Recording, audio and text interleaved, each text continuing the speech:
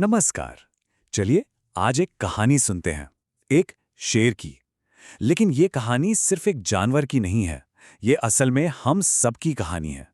ये एक खूबसूरत जेल की कहानी है जो हमें आराम और कैद के बीच के रिश्ते पर सोचने पर मजबूर कर देगी। तो कहानी का हीरो है लियो, शहर के चिड़ियाघर का सबसे बड़ा, सबसे शानदार शेर। और सच पूछिए तो उसकी जिंदगी एकदम राजाओं वाली थी, या कम से कम देखने में तो बिल्कुल वैसी ही लगती थी। लियो की दुनिया एक पिंजरे में जरूर थी, लेकिन वो एक पक्की, एक गारंटी वाली जिंदगी थी। हर चीज तय थी, और इसी गारंटी की आड़ में धीरे धीरे, बहुत धीरे धीरे कुछ बहुत कीमती चीज खत्म हो रही थी। सोचिए, लियो की जिंदगी कितनी आसान थी। न शिकार का झंझट, न किसी से लड़ाई, कोई स्ट्रगल ही नहीं। बस हर सुबह एक तय वक्त पर एक वर्दी वाला आदमी आता और उसके सामने मांस का एक टुकड़ा फेंक देता। बस यही थी उसकी पूरी दुनिया।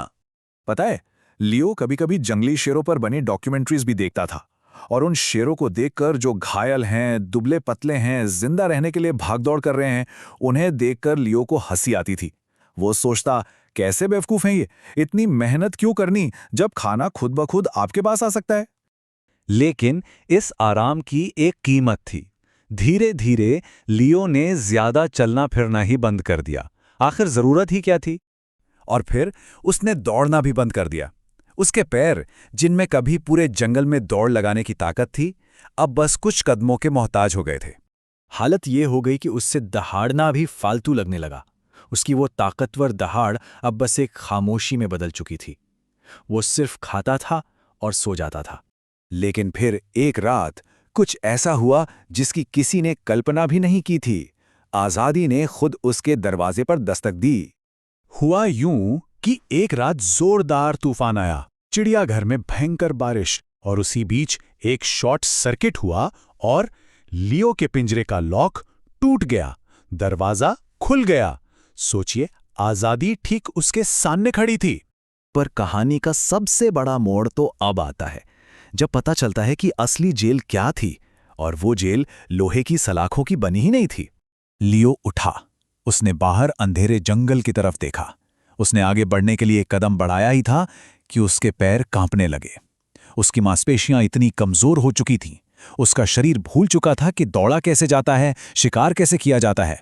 वो ठंडी बारिश में एक पल के लिए बाहर निकला, उसका पूरा शरीर कांप गया और वो वापस अपने गर्म आरामदायक पिंजरे में चला गया।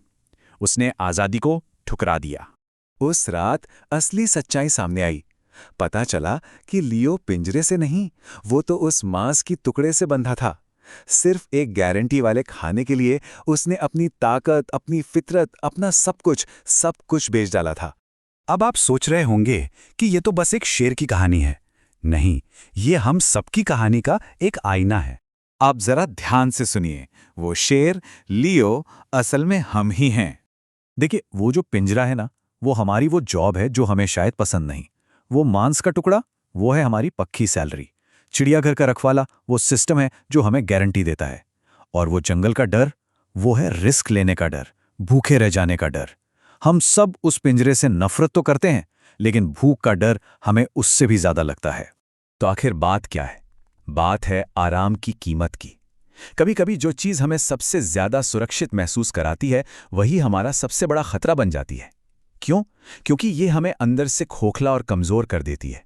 और इसी को कहते हैं खूबसूरत जेल, यानी कि आराम। हम गारंटी पर जितना ज्यादा निर्भर होते जाते हैं, उतने ही कमजोर बनते जाते हैं।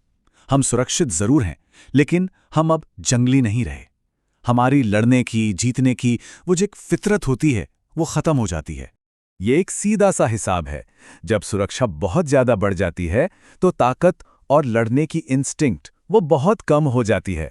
शिकार करने का हुनर भूल जाता है, क्योंकि खाना खिलाए जाने की आदत जो पड़ चुकी होती है। तो याद क्या रखना है? हमें अपनी ख्वाहिशों का शिकार करना याद रखना है।